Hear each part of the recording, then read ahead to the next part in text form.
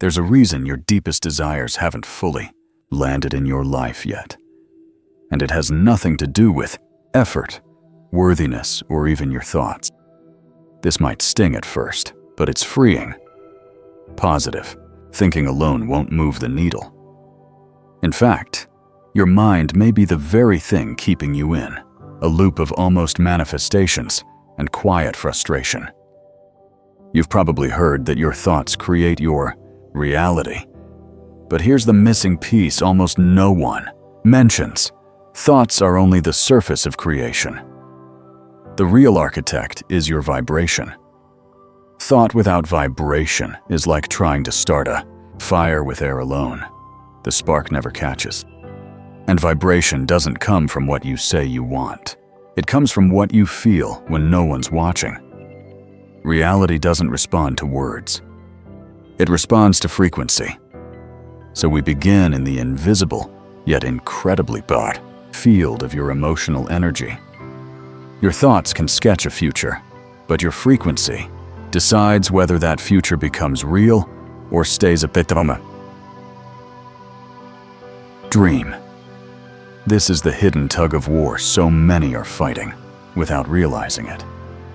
On one side, your intellect repeats affirmations, visualizes outcomes, and builds vision boards.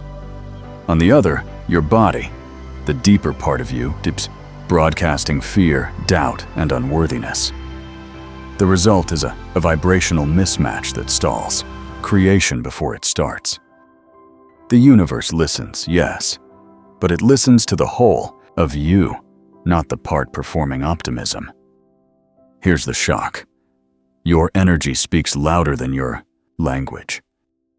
That's why someone vibrating with deep self-trust attracts synchronicities without trying, while someone repeating all the right mantras from a place of lack sees nothing change. Your vibration is the signal. The field is the mirror. Where does this misalignment begin? With a belief system that overvalues the intellect and underestimates the intelligence of the heart. We've been conditioned to think logic is king, strategy will save us, and manifestation is a mental checklist. That's a story born of separation. Mind from body, thought from feeling, self from source, and the cost is delay, resistance, and a life that almost shifts but doesn't. You can feel it, the subtle tension between what you say you believe and what you actually feel, deep in your nervous system. That isn't your fault. It's the byproduct of a culture, addicted to control and allergic to surrender. But something is waking up in you now, a deeper, remembering that you're not just a thinker, you're a frequency being. Until you vibrate in harmony with what you seek, it can't collapse into your experience no matter how much you want it. This isn't about rejecting the mind. It's about restoring the heart to its rightful place as co-creator. Only when your thoughts line up with your emotions, when your mind and heart speak the same vibrational language, do you become magnetic to the realities you were always meant to live. That isn't magic, it's quantum coherence. Once you feel it, everything changes. Today is about stripping away the illusion that thinking alone is the path, pulling back the curtain to the energy beneath the words, stopping the performance of positivity and starting to transmit truth. You're not here to beg reality to change. You're here to become the frequency. Reality can't help but reflect. So ask yourself, right now, are you thinking about your dream life or already becoming the one who lives it? No data point, no repeated affirmation, no motivational poster can outpower the resonance coming from your heart. Here's a fact and manifestation systems skip. Your heart isn't just an organ. It's a powerful electromagnetic generator, emitting waves thousands of times stronger than the field around your brain. Decades of research from the HeartMath Institute show that when your heart is coherent, states of genuine gratitude, deep appreciation, or unconditional love, your entire electromagnetic field becomes ordered, harmonious, and profoundly magnetic. Your heart isn't just beating to keep you alive, it's broadcasting your emotional frequency into the quantum field, shaping vibrational reality in real time. Think of it this way. Thoughts create electrical signals. Sure. But emotions generate magnetic waves. That magnetic field, transparent, invisible, vast, is the language the universe understands. Your brain imagines, your heart magnetizes. Without coherence between them, your creation stays stuck in limbo. When your mind is cranking out a packed to manifest list, but your heart is operating from fear or yesa, the bad result is confusion, because telling the world I am enough while bracing for loss creates an energetic mismatch the field can't resolve. That split doesn't register in your vocabulary, it shows up in the electromagnetic signature of your heart, a vibration that resonates beyond your skin. This is where gratitude becomes more than a buzzword. It bridges mind and heart. When you place real attention on something you genuinely appreciate, something that warms your chest, you generate coherence. Eyes, brain, and heart sync up. Neural circuits harmonize with your body's electromagnetic rhythms. Instead of scattering your signal across conflicting states, you start carving a clear, energetic lane. This isn't airy theory, it's measurable. When participants intentionally evoked gratitude, their heart rate variability became more ordered. Brain waves synchronized, and their capacity for intuitive insight and steady presence expanded. You begin to feel recognized by something larger than the ego. That unified vibration, heart with madad as what? Collapses possibility into form. It isn't upbeat thinking spiked with alarm. It isn't hope anchored in panic. It's crystalline coherence, a broadcast so clean the quantum field can't help but respond. Here's the deeper layer. Heart-led coherence also opens the door to non-local consciousness. In these states, your field extends beyond the body, brushing timelines, touching potentials, fixing outcomes that haven't landed in matter yet. Think quantum entanglement, not just between particles, but between you and your future selves, with the version of reality where your desires already live. That's why you felt sudden surges of inspiration, uncanny synchronicities, or a download of insight, the heart's field finally tuned to the right station. This is the difference between white-knuckle manifesting and effortless alignment. Effort lives in the mind and creates friction. Alignment lives in the heart and creates coherence. Coherence is magnetic. Not merely attractive, magnetic. It draws in whatever shares its frequency with no push required. So yes, you can think your way into a dream, but if your heart isn't resonating with that future, your mind's plans ripple through a field that isn't tuned to them, and the signal dissolves. How do you live this? Start small. Choose one real moment of appreciation, a sunrise, slow breath, the taste of cold water. Let gratitude move through your body, expand your chest, steady your breathing. Let that ease settle. Hold it for 30 seconds. Then picture the reality you choose, not as a far-off target, but as a heart-true life you're already inhabiting. That's coherence. Not a demand, not a plea, but a statement of identity, a frequency announcing, "This is who I am." The universe answers your resonance, not your rhetoric. This is the heart's power. It doesn't wait for proof to feel. It doesn't beg the field to respond. It sets the tone and lets the signal speak. From here on, don't try to manifest from your head alone. Feel with your heart first, breath feeding emotion, intention guiding it, vibration aligning it, because your heart isn't just part of you, it's part of creation. You've been told to think positive, visualize, and repeat affirmations until your subconscious rewires. Here's the inconvenient truth most teachings skip. Thinking without vibrational alignment is powerless. The brain is a master simulator. It can sketch futures, replay pasts, spin worlds, and imagine possibilities. But imagination without embodiment stays fiction, and the universe doesn't respond to fiction. It responds to frequency. That's why so many sincere seekers feel stuck. You can wake up every morning proclaiming, "I am abundant." But if your body is soaked in the chemistry of lack, stress, doubt, unworthiness, your field is incoherent, and the quantum field won't mirror incoherence. As Joe Dispenza puts it, you can't think greater than how you feel. If your emotions are rooted in fear, no amount of positive thought will override the energetic broadcast you're sending. This isn't about blame. It's about understanding how your operating system works like this. Thoughts are electrical.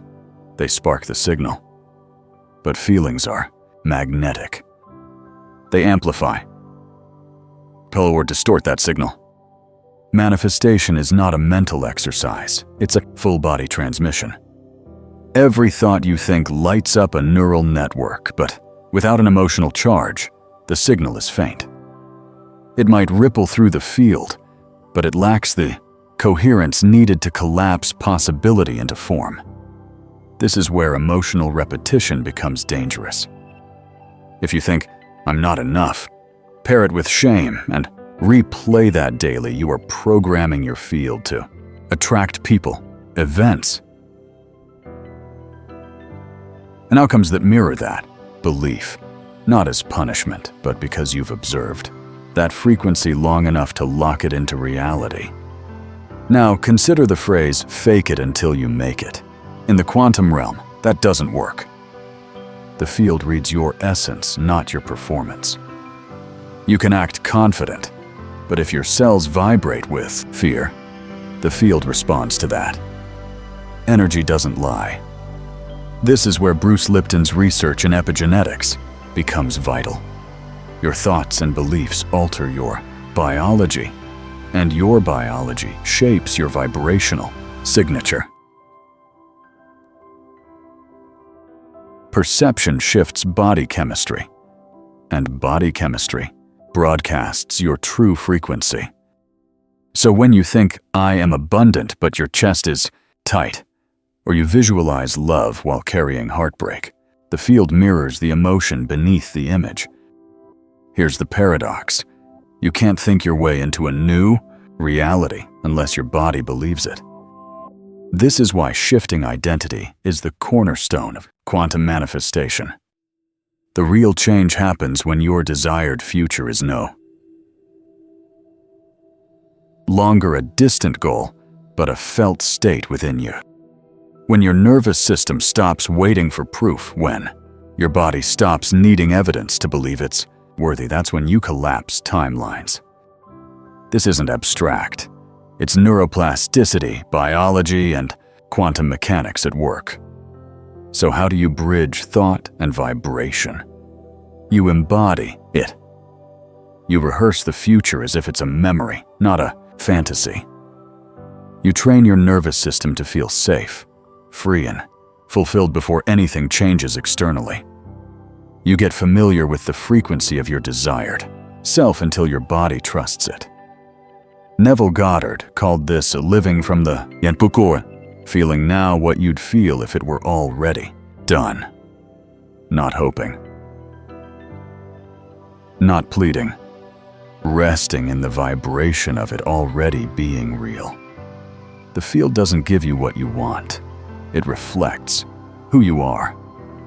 And when thought, feeling, belief, and vibration align, the field has no choice but to mirror it back. Your body is not just a vessel, it's a transmitter. Every breath, every sensation, every micro-emotion is part of the signal you send to the quantum field. Imagine your body as a finely tuned antenna. Every heartbeat, neural impulse, and gut feeling is broadcasting either coherence or distortion. The field responds exactly, not to your words, not even to your dreams, but to the frequency your biology emits. That's why transformation can't happen in the mind. Alone, you must include the body. Research from the HeartMath Institute shows the heart generates an electrical field 60 times greater than the brain and a magnetic field over 5,000 times stronger. That magnetic field extends several feet beyond your body, pulsing emotional data into the space around you. When heart and brain are synchronized, they create coherence, a smooth, ordered energy pattern that makes you a powerful attractor of aligned realities. But in stress, fear, or chaos, your signal becomes static. And most people are manifesting from that static. The good news, you can retune your body. Breath is the bridge between conscious and subconscious, between thought and biology. Slow your inhale, soften your exhale, and you signal your nervous system, I am safe. Safety is the foundation for your true vibration. You can't attract abundance from survival mode or love from panic. The frequency of your next reality lives in a nervous system that trusts life. This is why Joe Dispenza teaches rehearsing the cure, not just imagining it, but feeling it until your body believes it. When you breathe into your heart, visualize your future self already living the dream, and your body accepts it as truth. The field responds. What your body believes is what the field mirrors. To go deeper, bring your awareness to the center of your chest.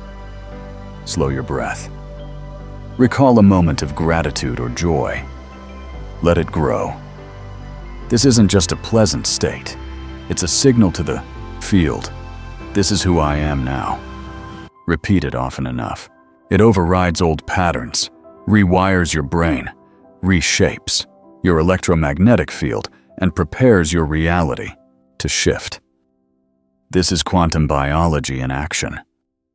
Bruce Lipton's findings make it clear. Beliefs trigger chemical cascades that affect your genes, your immune system, your mood, and yes, your frequency. Change your belief, change your chemistry, change your broadcast. Embodiment is the final frontier. So breathe with intention. Feel before you think. Visualize from the heart. Move like someone already free. Rest like life is holding you. As your nervous system relaxes, your frequency rises. Coherence isn't just calm. It's clarity, magnetism, and the password to the reality your mind can't reach alone, but your energy can unlock. Your body knows the way, embodiment.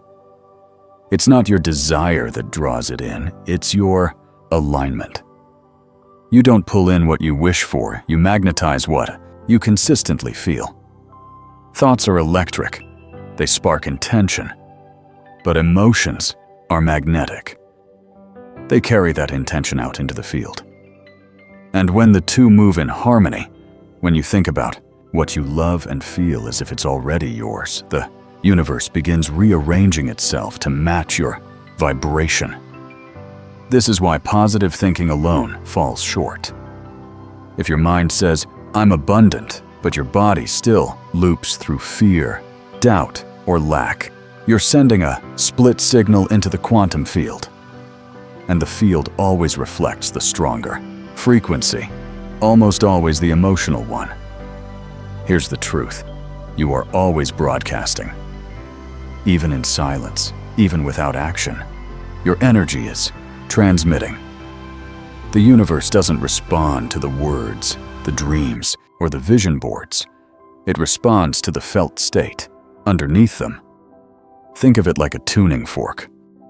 Strike one, and a nearby fork begins to hum in a resonance without contact. That's how your vibration works.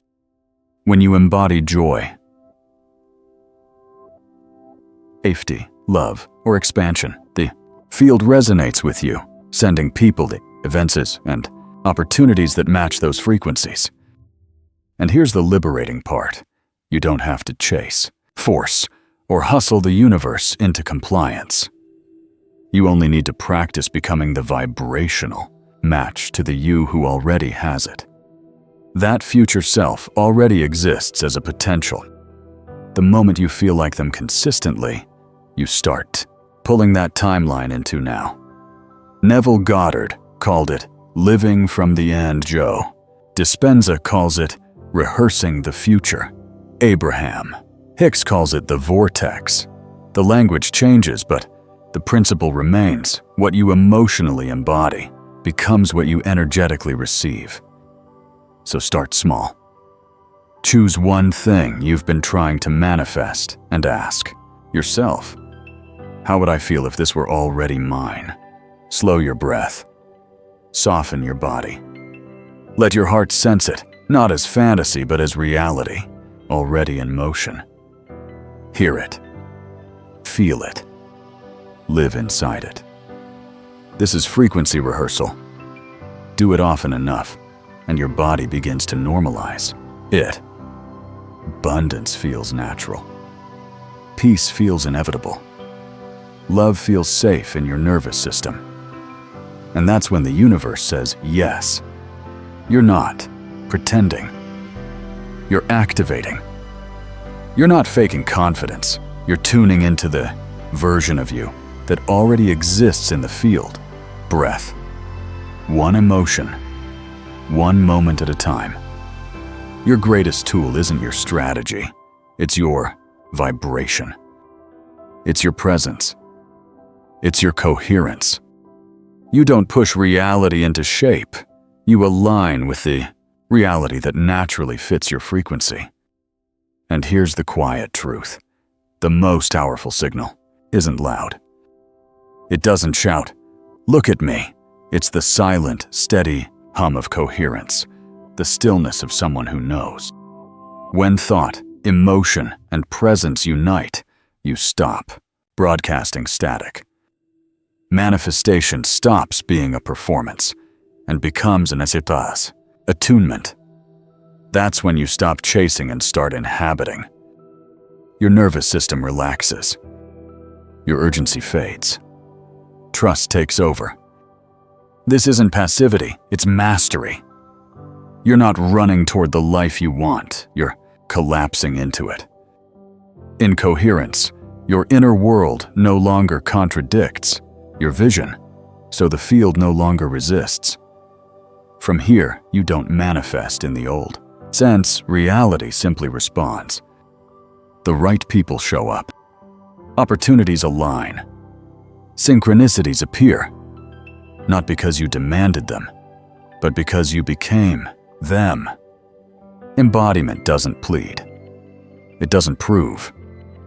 It doesn't panic. It simply is. And the quantum field mirrors that truth instantly. So become still enough to feel what you're truly broadcasting. Notice, are you radiating fear or certainty? Lack or sufficiency? This isn't about micromanaging thoughts or forcing emotions. It's about breathing into the self who already lives that reality. Your worth isn't earned. It's remembered. If you've made it here, some part of you has always known this. This isn't new. It's ancient. The shift begins not with what you say or do, but with who you are being now. Because in the end, the quantum field doesn't answer longing. It answers alignment.